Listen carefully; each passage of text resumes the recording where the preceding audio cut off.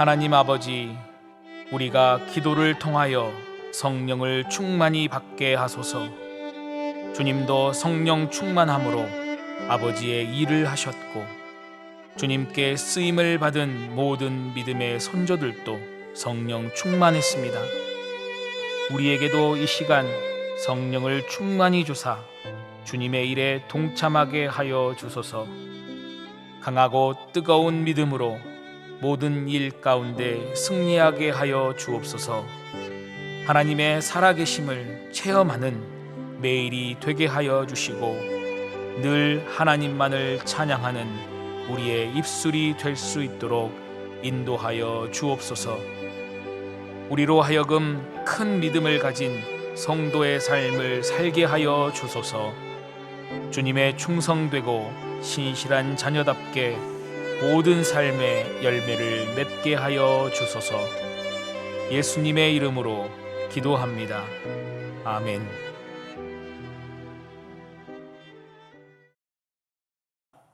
다 함께 찬송가 315장을 함께 찬송하시겠습니다.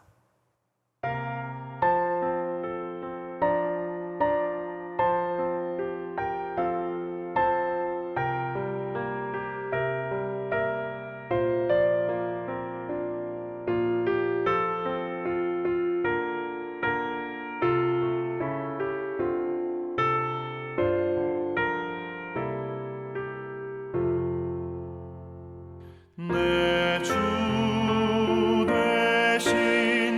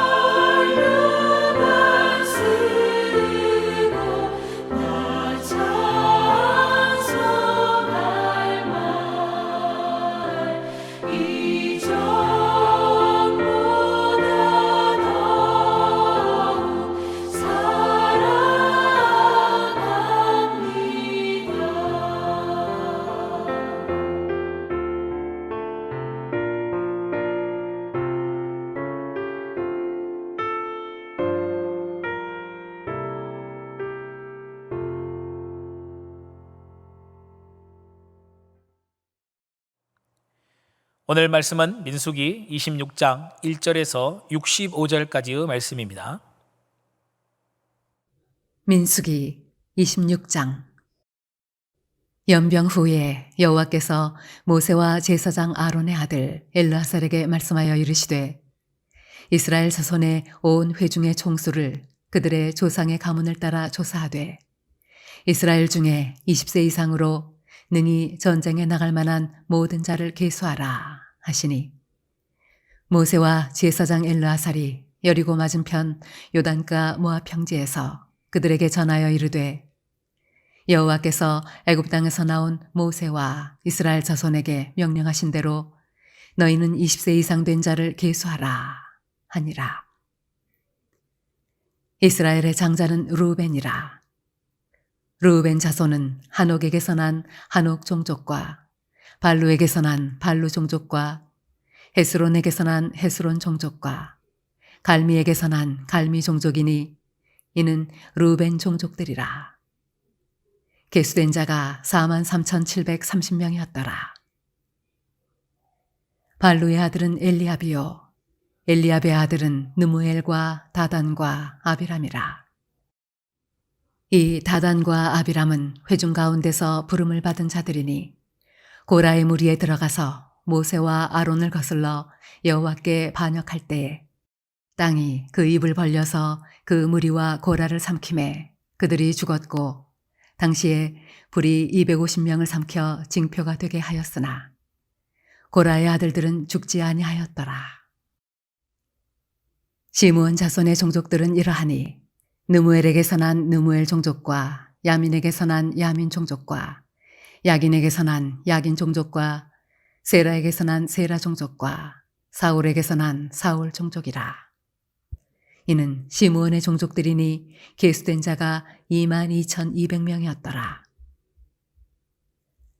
갓 자손의 종족들은 이러하니 스본에게서 난 스본 종족과 학기에게서 난 학기 종족과 순이에게서 난 순이 종족과 오스니에게서 난 오스니 종족과 에리에게서 난 에리 종족과 아롯에게서 난 아롯 종족과 아렐리에게서 난 아렐리 종족이라. 이는 갓 자손의 종족들이니 계수된 자가 45,000명이었더라. 유다의 아들들은 에르와 오난이라.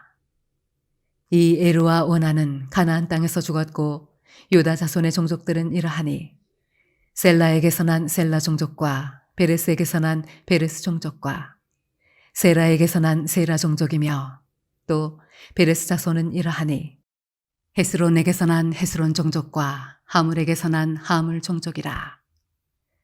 이는 유다 종족들이니 계수된 자가 76,500명이었더라. 이사갈 자손의 종족들은 이러하니 돌라에게서 난 돌라 종족과 부아에게서 난 부니 종족과 야숲에게서 난 야숲 종족과 시므론에게서 난 시므론 종족이라. 이는 이사갈 종족들이니 계수된 자가 64,300명이었더라. 스불론 자손의 종족들은 이러하니 세레덱에서 난 세렛 종족과 엘론에게서 난 엘론 종족과 얄르엘에게서 난 얄르엘 종족이라. 이는 스불론 종족들이니 계수된 자가 65,000명이었더라.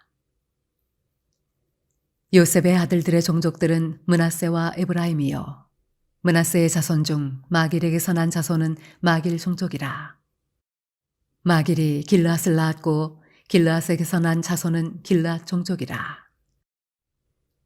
길르앗 자손은 이러하니 이에셀에게서 난 이에셀 종족과 헬렉에게서 난 헬렉 종족과 아스리엘에게서 난 아스리엘 종족과 세겜에게서 난 세겜 종족과 스미다에게서 난 스미다 종족과 헤벨에게서 난 헤벨 종족이며 헤벨의 아들 슬로브앗은 아들이 없고 딸뿐이라. 그 딸의 이름은 말라와 노아와 호글라와 밀가와 디르사니 이는 므낫세의 종족들이라. 계수된 자가 52,700명이었더라.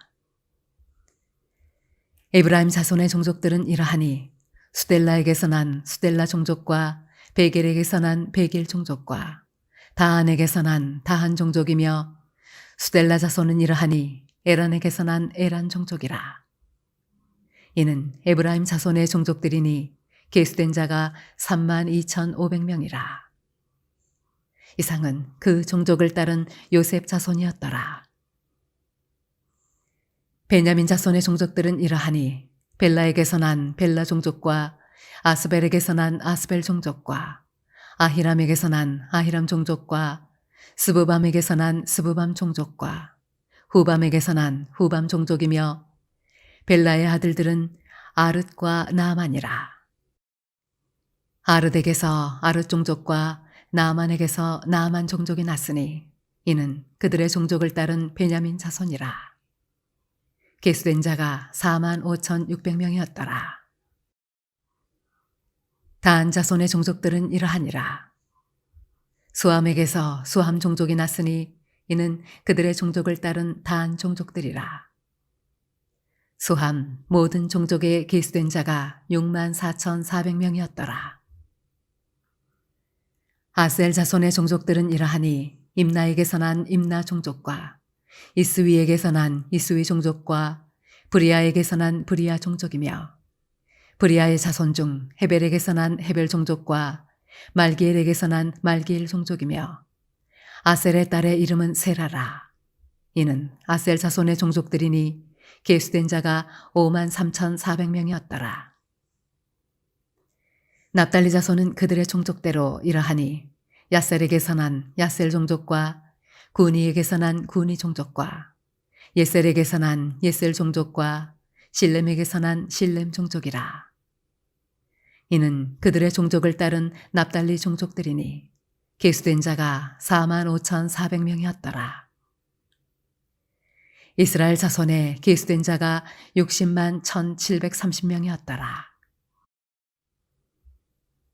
여호와께서 모세에게 말씀하여 이르시되 이 명수대로 땅을 나눠주어 기업을 삼게 하라. 수가 많은 자에게는 기업을 많이 줄 것이요 수가 적은 자에게는 기업을 적게 줄 것이니 그들이 계수된 수대로 각기 기업을 주되 오직 그 땅을 제비 뽑아 나누어 그들의 조상 지파의 이름을 따라 얻게 할지니라. 그 다소를 막론하고 그들의 기업을 제비 뽑아 나눌지니라.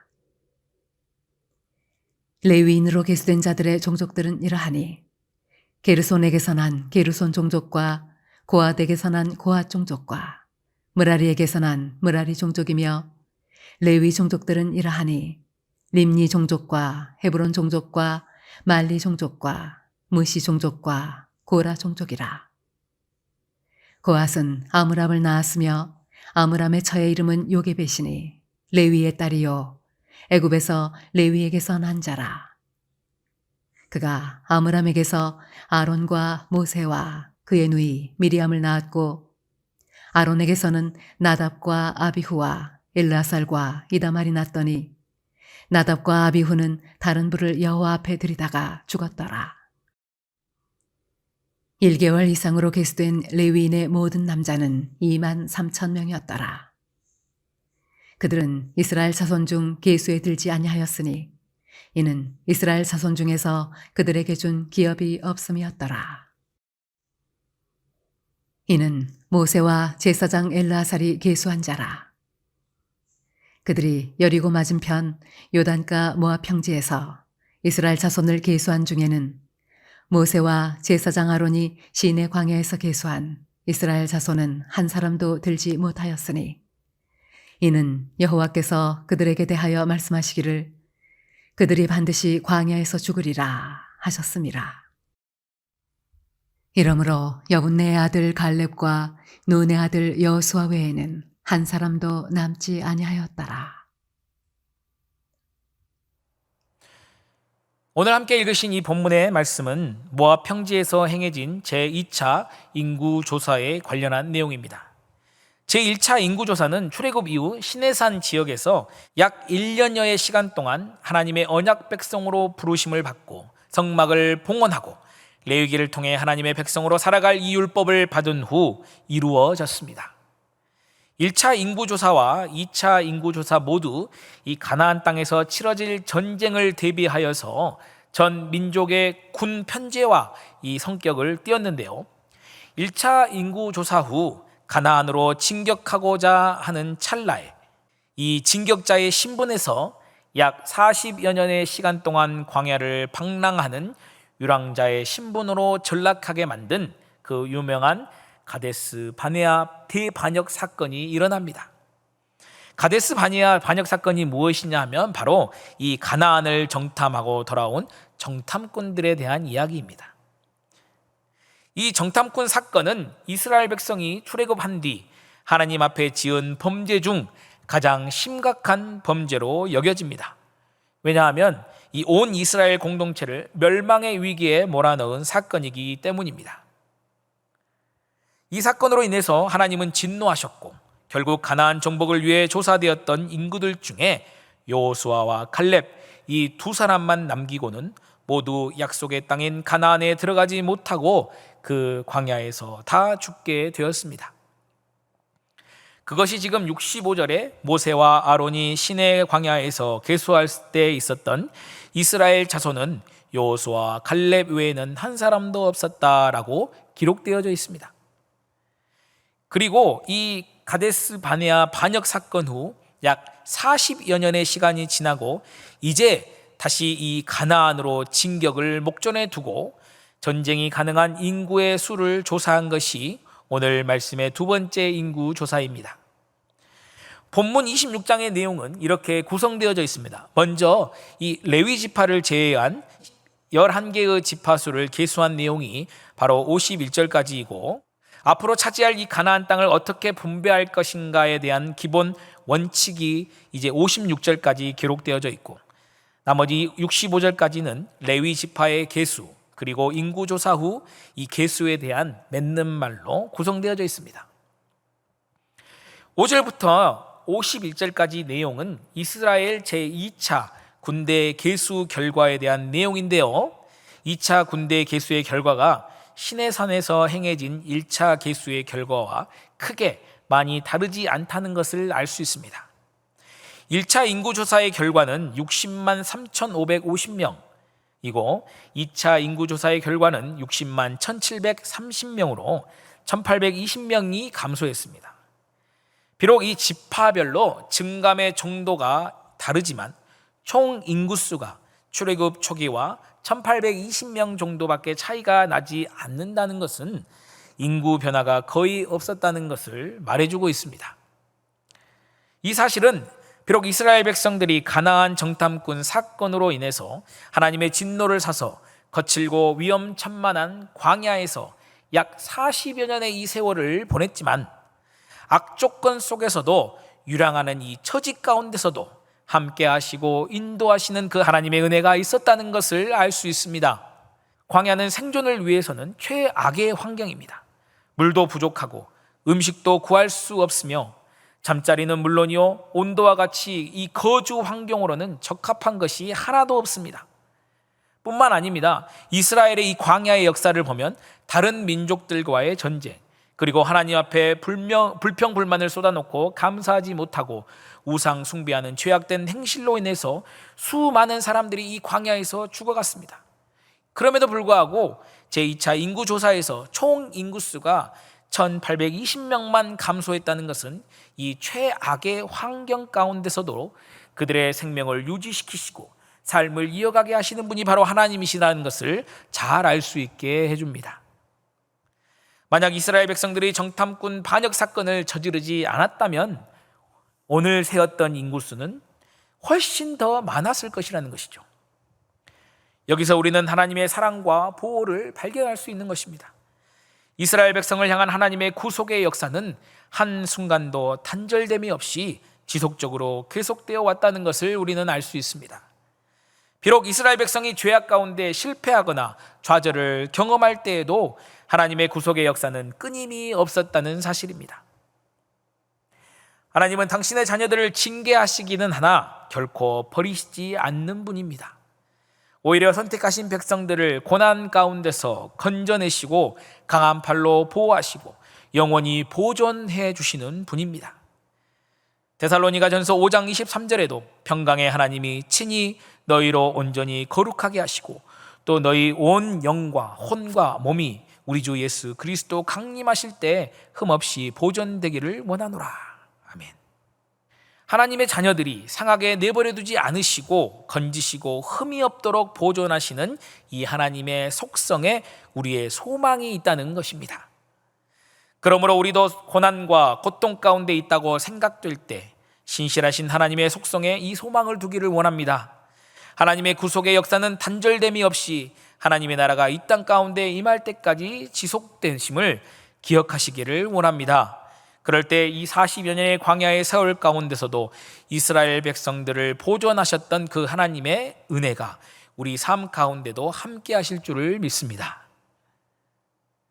오늘 본문에서 행해진 2차 인구조사의 총 인구수는 이 시내산에서 행해진 1차 인구조사 때와 1820명 정도의 차이만 있었을 뿐입니다만 각 지파별로는 상당히 많은 증감이 있었다는 것을 알 수 있습니다. 제일 많이 감소한 지파는 바로 시므온 지파입니다. 1차 인구조사 때는 59,300명이었는데 반해 2차 인구조사 때는 37,100명이 감소한 22,200명으로 집계가 되었습니다. 이 시므온 지파는 약 40여 년의 광야 생활 동안 절반 넘게 감소한 것입니다. 그에 반해서 유다 지파는 제1차 인구조사 때와 마찬가지로 2차 인구조사 때에도 12지파 중에 가장 많은 인구수가 집계되었습니다. 성서학자들은 이 시므온 지파의 인구수가 가장 크게 감소한 것과 또한 유다 지파의 수가 가장 많은 근본적인 이유를 창세기 49장에서 찾아볼 수 있다고 설명하고 있습니다. 창세기 49장은 야곱이 자신의 12아들들과 자손들에 대해서 예언하는 장면이 기록되어 있는 장입니다. 그 중에 시므온에 대해서 야곱의 예언을 간략하게 말씀드리면 다음과 같습니다. 시므온과 레이는 형제로 그들의 칼은 폭력의 도구이다. 그들은 분노대로 사람을 죽이고 혈기대로 소의 발목 힘줄을 끊었다. 그 노여움이 혹독하니 저주를 받을 것이요 분기가 맹렬하니 저주를 받을 것이라. 그들은 야곱 중에서 나누며 이스라엘 중에서 흩어지리로다. 바로 디나의 사건으로 인해서 세겜족을 속이고 몰살시켰던 시므온을 야곱이 저주했던 그 저주가 성취되고 있다는 것입니다. 그 저주로 인해서 시므온 지파는 자손의 번성을 누리지 못한 것입니다. 반면에 유다에 대한 예언을 살펴보면 다음과 같습니다. 유다야, 너는 내 형제의 찬송이 될지라. 내 손이 내 원수의 목을 잡을 것이요 내 아버지의 아들들이 내 앞에 절하리로다. 이 권세의 지팡이가 유다를 떠나지 아니하며 통치자의 지팡이가 그 발의 사이에서 떠나지 아니하기를 실로가 오시기까지 이르리니 그에게 모든 백성이 복종하리로다. 야곱으로부터 12지파 중에 가장 이 최고의 축복을 받은 유다 지파 안에 성취되고 있는 약속의 이 결과로 유다 지파는 계속 번성할 수 있었던 것입니다. 그러나 좀 전에도 말씀드렸듯이 하나님은 징계하시기는 하나 버리시지 않는 분이시라는 것이죠. 버리시지 않을 뿐만 아니라 하나님께서 주신 계명을 잘 지키고 따르는 자는 회복시키시고 일으키시는 분입니다. 시므온 지파가 비록 과거의 잘못으로 인해 저주를 받았지만 그 뒤로 하나님의 계명을 지키고 잘 따랐다면 오늘 우리가 보고 있는 가장 큰 격차의 인구 감소의 수치는 당하지 않았을 것입니다. 그러나 시므온 지파는 그러지 못했던 것 같습니다. 그도 그럴 것이 민수기 25장의 이 바알보올의 사건에 대한 징계와 처벌이 이루어질 때에도 시므온 지파의 지도자 중 한 사람이었던 바로 시므리만 그의 지파와 이름이 언급되고 있지 않습니까? 이 사실로 말미암아 우리는 광야의 40여 년의 세월 동안 시므온 지파가 하나님 앞에서 신실하고 의롭게 살았던 지파는 아니었다는 사실을 생각해 볼 수 있습니다. 그렇습니다. 이 하나님 앞에서 어떻게 살아가느냐에 따라서 그 삶의 모습과 결과가 달라지는 것입니다. 하나님의 뜻대로 거룩하고 의로운 삶을 사는 자들은 비록 그 출발이 미약하고 보잘것없을지라도 하나님의 축복을 받아 그 나중은 풍성하고 창대해지는 결과를 맛보게 될 것입니다. 반면에 하나님의 뜻을 거스르고 불의한 일을 일삼고 죄악된 삶을 사는 자들은 처음에 가졌던 것도 다 잃고 빼앗기는 결과를 맞이하게 될 뿐입니다. 이스라엘의 초대 왕이었던 사울과 두 번째 왕 다윗의 이 대조적인 삶의 모습과 결과를 통해서 우리는 이 사실을 확인할 수 있습니다. 사울은 베냐민 지파의 유력한 가문에서 태어났고 그의 용모는 준수했으며 그를 보는 자들 모두 이스라엘 왕으로 손색이 없다고 생각했습니다. 그렇게 그는 이스라엘의 초대 왕이 되었습니다. 사울은 왕이 되고 난 뒤 하나님의 계명을 잘 따르고자 했습니다만 결국 하나님을 거역하고 하나님의 뜻에 거스르는 삶을 살게 되므로 하나님께 버림을 받고 전장에서 비참하게 그 생을 마감합니다. 그러나 다윗은 어떻습니까? 그는 보잘것없는 자였습니다. 외모도 그 무엇도 사울에 비하면 진짜 초라하고 내놓을 것 하나 없는 사람이었습니다. 그러나 그의 삶은 어땠습니까? 물론 다윗의 전 생애가 하나님을 거스르지 않는 삶은 아니었습니다. 비극적이고 잔인한 죄도 서슴없이 저지른 다윗이었습니다만 그의 생애를 전체적으로 놓고 볼 때 그는 하나님을 전적으로 의지하고 그분께 소망을 두고 하나님의 뜻과 계명을 지키기를 자신의 목숨을 걸고 하였던 것을 잘 알 수 있습니다. 그 결과 다윗은 현재까지도 이스라엘의 최고의 왕으로 칭송받고 예수 그리스도의 육적인 조상의 가문이 될 수 있었습니다. 그렇다면 이 사실을 통해 우리는 어떠한 삶을 살아야겠습니까?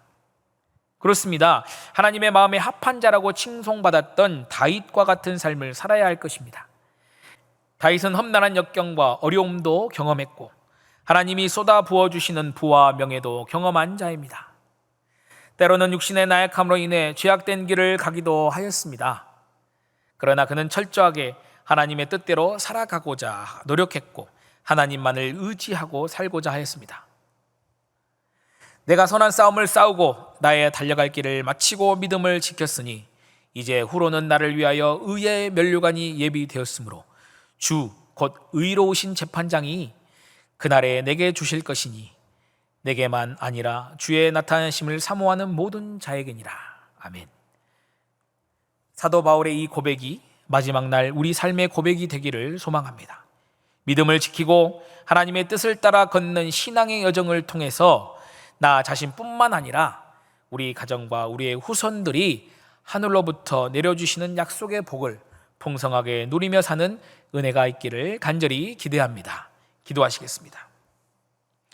사랑해 주님 감사합니다. 오늘 이 아침에도 변함없는 사랑과 은혜로 말미암아 주님의 말씀을 묵상함으로 하루를 열 수 있게 하시니 감사합니다. 우리를 지키시기를 원하시고 보호하시기를 원하시며 은혜 주시기를 원하시는 여호와 하나님, 주님의 뜻과 계명을 지키며 살아가는 삶을 살아갈 수 있도록 인도하여 주셔서 그 삶의 축복이 우리를 거쳐 우리 자녀와 손들에게까지 이어지도록 은혜를 더하여 주시기를 원합니다. 특별히 믿음의 다음 세대를 위한 수련회와 성경학교가 계속 진행 중에 있사오니 굳건한 믿음의 자녀들로 세워지는 귀한 시간들이 되도록 역사하여 주시옵소서. 내일은 주일입니다. 설임에 온 식구들이 주님께 나와서 경배와 찬양을 드릴 때 주님 홀로 영광 받으시고 우리 마음에 한없는 기쁨과 감격이 넘치게 하여 주옵소서.